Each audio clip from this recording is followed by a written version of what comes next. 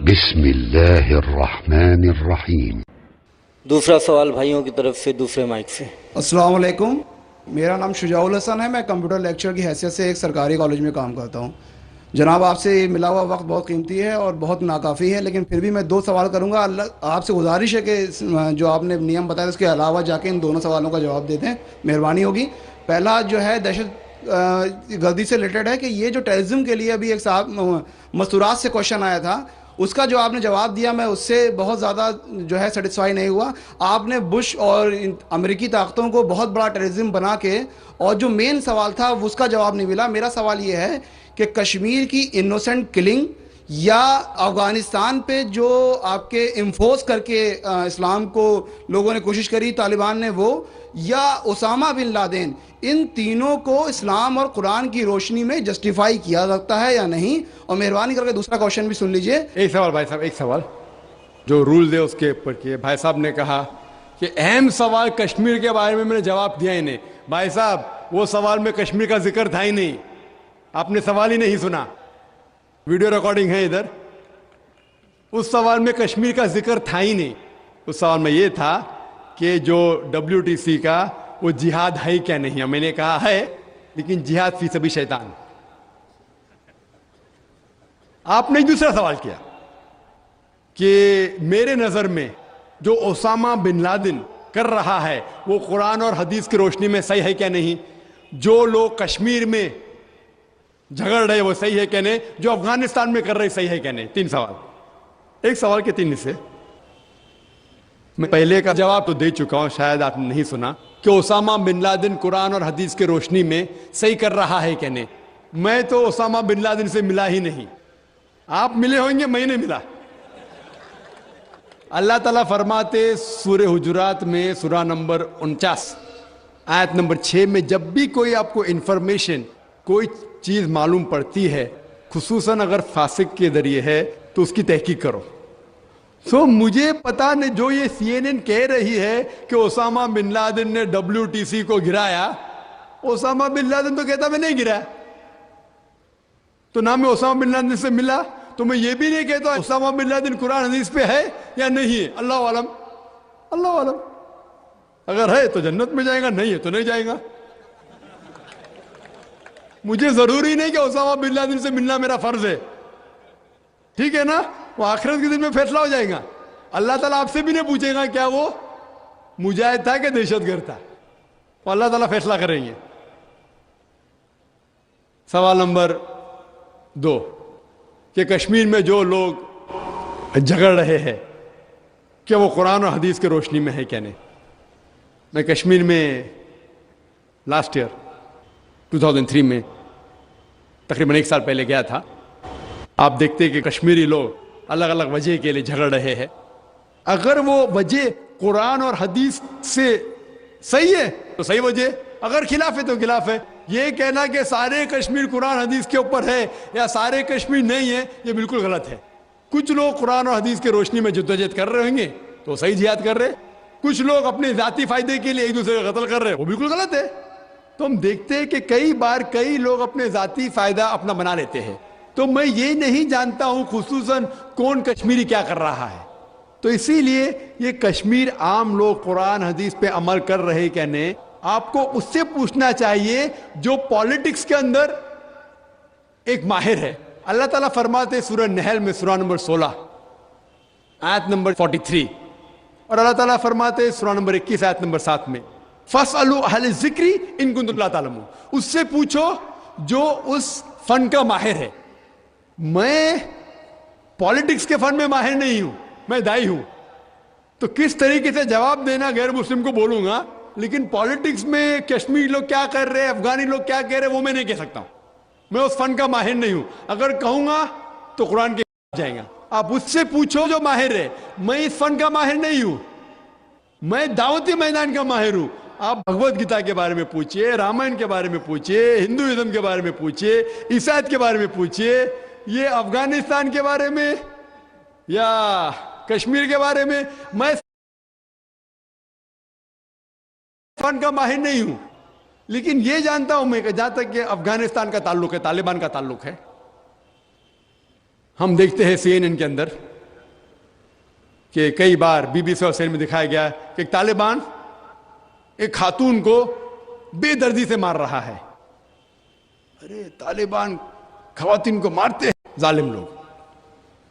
کیونکہ دائی ہونے کے حیثیت سے میں کئی ممالک کا دورہ کرتا ہوں. 2 سال پہلے میں ملیشیا میں گیا تھا. وہاں ایک شوہر اور بیوی سے ملاقات ہوئی جو ڈاکٹر تھے. بیوی گائنیکولوجسٹ تھی اور شوہر سرجن تھے. انہوں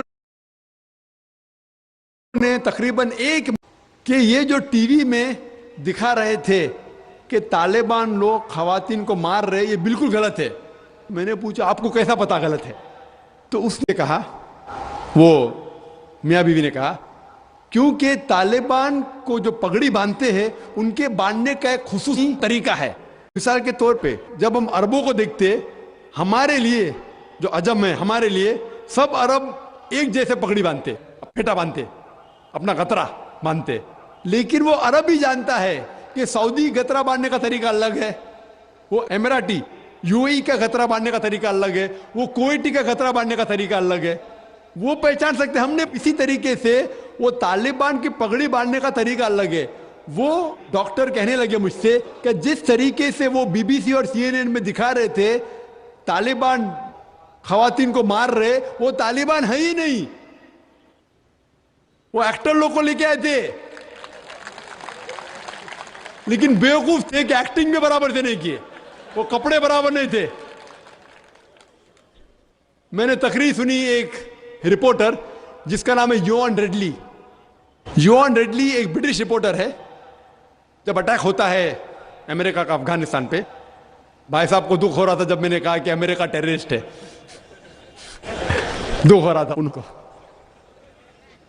جارج بش اگر آپ کے رشتہ دار تو معافی چاہتا ہوں میں. تو یوان ریڈلی جو تھی, یوان ریڈلی ایک رپورٹر ہے, برٹش رپورٹر, سفید ہے, وائٹ یورپین.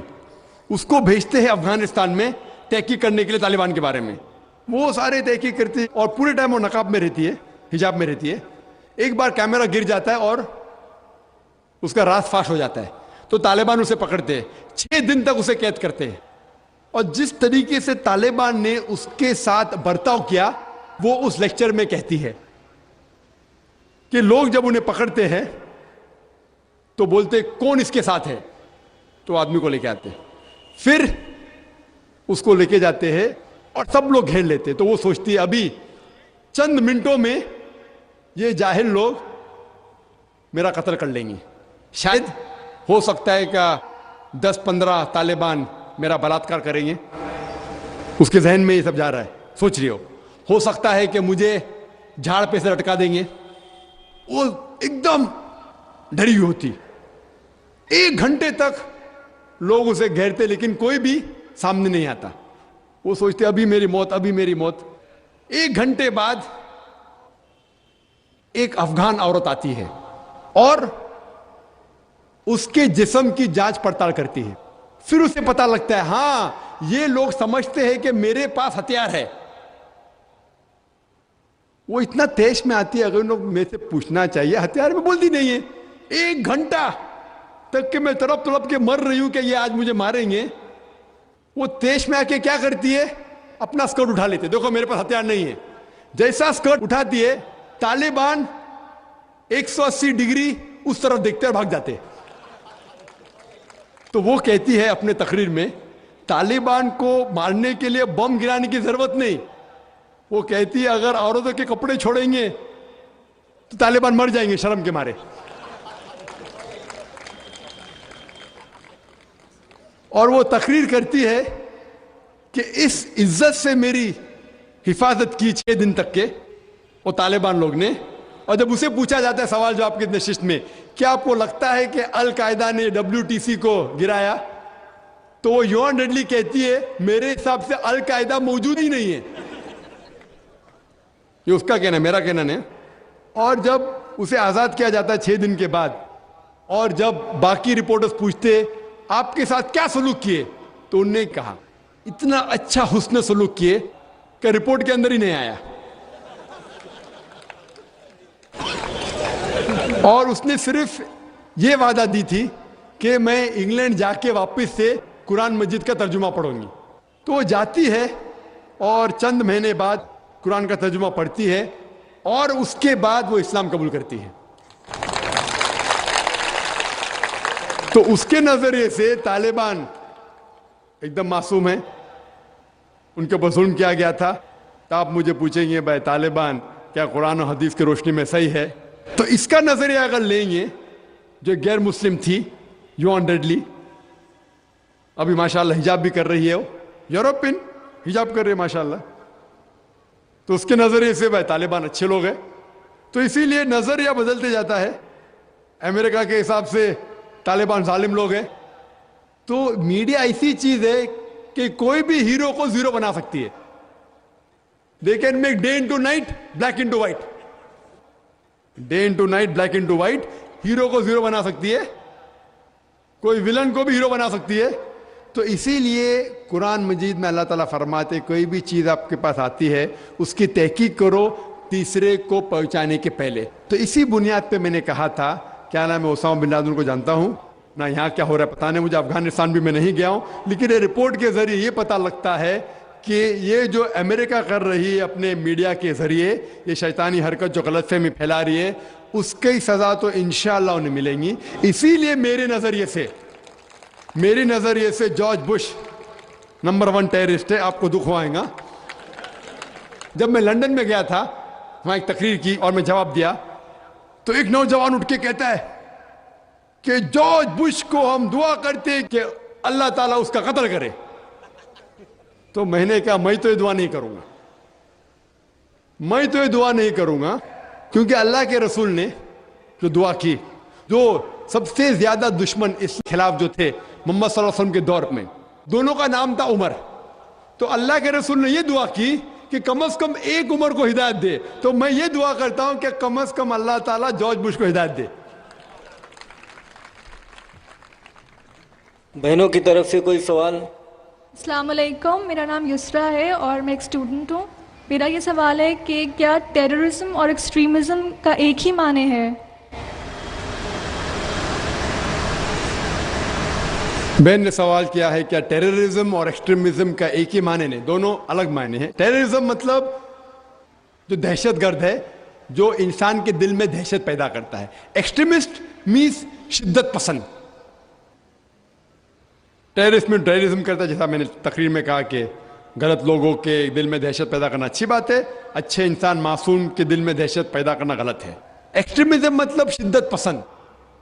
تو لوگ کہتے ہیں مسلمان شدت, اور بہت سے مسلمان اپنے بچاؤ کے لیے نہیں میں شدت پسند نہیں ہوں, میں کہتا ہوں میں شدت پسند ہوں, لیکن شدت پسند صحیح چیزوں میں.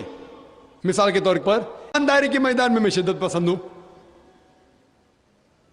حق کے میدان میں شدت پسند ہوں, جہاں تک کہ انسانیت سے اچھا برتاؤ کرنا چاہیے اس میں شدت پسند ہوں. تو شدت پسند صحیح چیزوں میں اچھی بات ہے. کوئی بھی انسان یہ نہیں کہہ سکے گا کہ آپ بہت شدت سے ایماندار ہے اس لیے آپ غلط انسان ہے, کوئی بول ہی نہیں سکتا. ہاں غلط چیزوں میں شدت پسند نہیں ہونا چاہیے. اللہ تعالیٰ فرماتے ہیں سورہ نساء میں سورہ نمبر 4 آیت نمبر 171 میں, لا تغلوا فی دینکم, do not commit excess in your religion. آپ دائرے کے باہر مت کام کرو. ایکسیسز, لا تغلوا فی دینکم, دین کے دائرے کے باہر مت جاؤ, لیکن دائرے میں ہو کے ایک طرفہ شدت جو حق کی بات ہے وہ تو اچھی بات ہے. تو شدت پسند ہونا ایک الگ بات ہے, ٹیررزم الگ بات ہے. ہو سکتا ہے کہ ایک انسان دونوں ہے یا صرف ایک ہی ہے یا دونوں نہیں ہے. یہاں بھائی